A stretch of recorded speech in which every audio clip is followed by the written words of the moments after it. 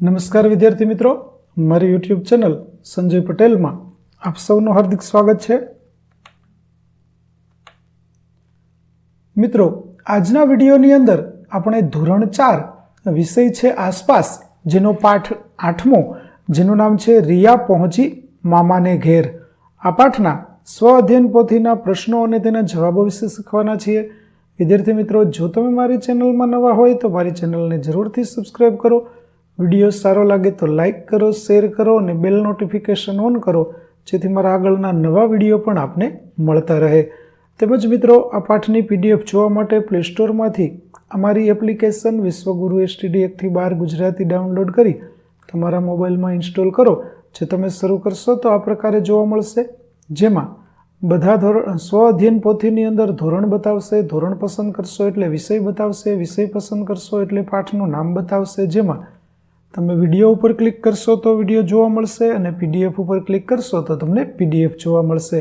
તો આશા રાખું અમારી એપ્લિકેશન આપ સૌને ગમશે. જરૂર ડાઉનલોડ કરજો, જે એકદમ ફ્રી છે. કોઈ પણ પ્રકારના ચાર્જ વગર તમે વિડીયો અને PDF જોઈ શકશો. તો ચાલો શરૂ કરીએ પાઠ 8મો. પ્રશ્ન 1 છે, નીચે આપેલા સંકેતો શું દર્શાવે છે તે લખો. જેમાં પહેલો વિદ્યાર્થી મિત્રો સંકેત છે તે તમે શાળાની આજુબાજુમાં આવો સંકેત જોયો હશે, જેનો અર્થ થાય છે સ્કૂલ અહેડ, એટલે કે આગળ શાળા છે. ત્યાર પછી નો હોર્નનો સંકેત છે, જેનો અર્થ અહીં હોર્ન વગાડવું નહીં એવો થાય છે. ત્યાર પછી નો યુ ટર્ન, તેનો સંકેત છે.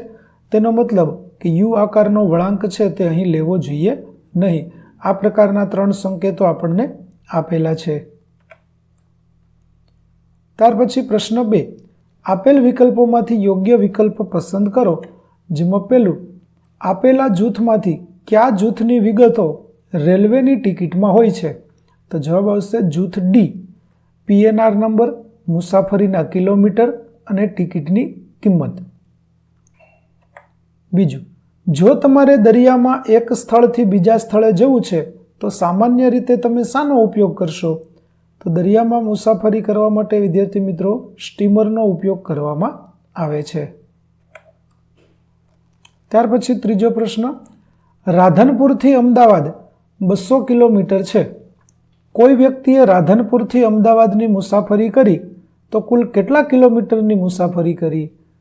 તો જવાબ આવશે D, 200 કિલોમીટર. ત્યાર પછી ચોથો પ્રશ્ન, બસની ટિકિટમાં નીચેનામાંથી કઈ વિગત હોય છે? તો જવાબ આવશે D, આપેલ તમામ. ત્યાર પછી તમે વાહન લઈને જાઓ છો અને નીચે આપેલી નિશાની જુઓ છો તો તમે શું કરશો? તો જવાબ આવશે C, સ્ટોપ લખેલું દેખાય તો આપણે વાહનને થોભાવી દઈશું. ત્યાર પછી ટિકિટ જુઓ અને નીચેની વિગત ભરો. વિદ્યાર્થી મિત્રો, આપેલી ટિકિટ છે તેના આધારે આપણે વિગતો છે તે ભરવાની છે. તો ચાલો આપણે ભરીએ. જુઓ, PNR નંબર, તો ટિકિટનો PNR નંબર છે 820 64 49 755. ત્યાર પછી ગાડી નંબર, તો ગાડી નંબર છે 9037.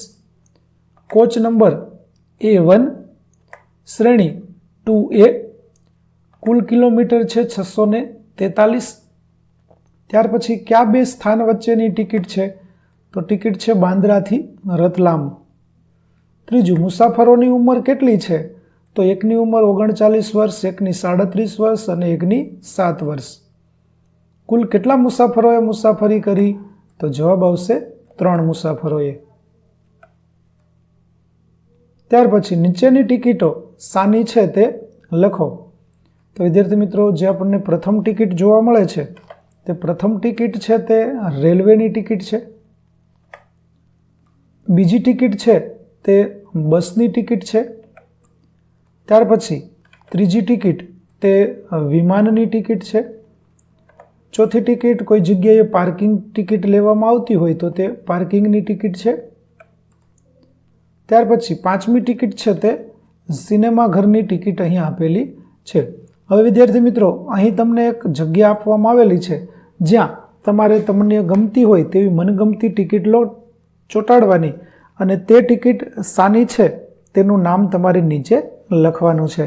એટલે કે ટિકિટ લગાવી અને આ જગ્યા છે તે જગ્યામાં તમારે તેનું નામ લખવાનું કે તે શાની ટિકિટ છે.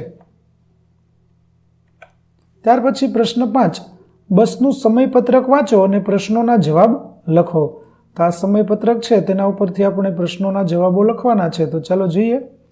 પહેલો પ્રશ્ન, આ સમયપત્રક કઈ બસનું છે? તો આ સમયપત્રક પાટણથી સુરત બસનું છે. બીજું, બસને ઉપડવાના સ્થાનથી છેલ્લા સ્થળે પહોંચતા કેટલો સમય લાગે છે? તો બસને ઉપડવાના સ્થાનથી છેલ્લા સ્થાને પહોંચતા 9 કલાક અને 50 મિનિટ લાગે છે. ત્રીજું, બસને મહેસાણાથી વડોદરા પહોંચતા કેટલો સમય લાગશે? તો મહેસાણાથી વડોદરા પહોંચતા 5 કલાક લાગશે. ચોથું, બસ કયા સ્થળ પર સૌથી વધુ સમય રોકાય છે? તો બસ અમદાવાદ અને વડોદરા સૌથી વધુ સમય રોકાય છે. પાંચમું, બસ કયા કયા સ્થાન પર સૌથી ઓછો સમય રોકાણ કરે છે? તો ઊંઝા, કલોલ, ખેડા, નડિયાદ અને અંકલેશ્વર માત્ર 2 જ મિનિટ માટે રોકાણ કરે છે. છઠ્ઠું, કયા 2 સ્થળો વચ્ચે પહોંચતા બસને સૌથી વધુ સમય લાગે છે અને કેટલો? તો વડોદરાથી ભરૂચ પહોંચતા 1 કલાક અને 30 મિનિટ જેટલો સમય લાગે છે. ત્યાર પછી સાતમું, કયા 2 સ્થળો વચ્ચેનું અંતર સૌથી ઓછું છે? તો નડિયાદથી આણંદનું અંતર માત્ર 6 કિલોમીટર છે. આઠમું, ઊંઝાથી ભરૂચનું અંતર કેટલા કિલોમીટર થશે? તો ઊંઝાથી ભરૂચનું અંતર 287 કિલોમીટર થશે. નવમું, પાટણથી આણંદ પહોંચતા કેટલો સમય લાગશે? તો પાટણથી આણંદ પહોંચતા 5 કલાક અને 25 મિનિટ લાગશે. 10મું, બસ કયા કયા જિલ્લામાંથી પસાર થાય છે? તો પાટણ, મહેસાણા, અમદાવાદ, ખેડા, આણંદ, વડોદરા, ભરૂચ અને સુરત. ત્યાર પછી પ્રશ્ન 6, 2 ટિકિટ વચ્ચેની સમાનતા અને તફાવત લખો. તો અહીં એક ટિકિટ છે તે બસની ટિકિટ છે અને બીજી ટિકિટ છે તે રેલવેની ટિકિટ છે. આ ઉપરથી આપણે સમાનતા અને તફાવત લખીએ. તો સૌપ્રથમ આપણે સમાનતા જોઈએ તો બંને ટિકિટમાં મુસાફરીના કિલોમીટર બતાવેલ છે.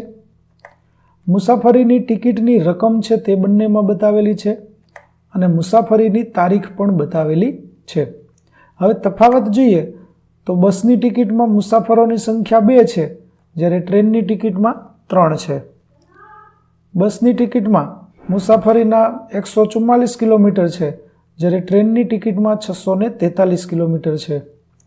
ત્યાર પછીનો તફાવત, બસની ટિકિટમાં વડોદરાથી સુરત સુધીની મુસાફરી છે જ્યારે ટ્રેનની ટિકિટ બાંદ્રાથી રતલામ સુધીની છે. આટલા તફાવત છે. એક ખાનું છે તે બંનેનું મેં ખાલી રાખેલું છે જેમાં તમારી જાતે તમારે તફાવત લખવાનો છે. ત્યાર પછી પ્રશ્ન 7, પ્રશ્નોના જવાબ આપો. પહેલો પ્રશ્ન, આપણે અલગ અલગ વાહનોમાં શા માટે મુસાફરી કરવી પડે છે? તો બધી જગ્યાએ એક જ વાહન જતું હોતું નથી. નજીક અને દૂરની મુસાફરી માટે આપણે અલગ અલગ વાહનોનો ઉપયોગ કરવો પડે છે. બીજું, દરેક ટિકિટમાં વિગતો અલગ અલગ કેમ હોય છે? તો દરેક ટિકિટ અલગ હોય છે. તેમાં મુસાફરોની સંખ્યા, મુસાફરીના કિલોમીટર વગેરેના આધારે વિગતો અલગ અલગ હોય છે. ત્રીજું, સમયપત્રકને કારણે શું ફાયદો થાય? તો કઈ બસ કે ટ્રેન ક્યારે આવશે અને ક્યારે ઉપડશે તેની બધી જાણકારી આપણને સમયપત્રકમાંથી મળી રહે છે.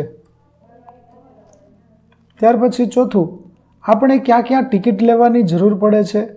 તો આપણને બસમાં, ટ્રેનમાં, વિમાનમાં, સિનેમાઘરમાં, ગાર્ડનમાં, હોડીમાં, પ્રાણી સંગ્રહાલયમાં, મ્યુઝિયમમાં ટિકિટ લેવાની જરૂર પડે છે.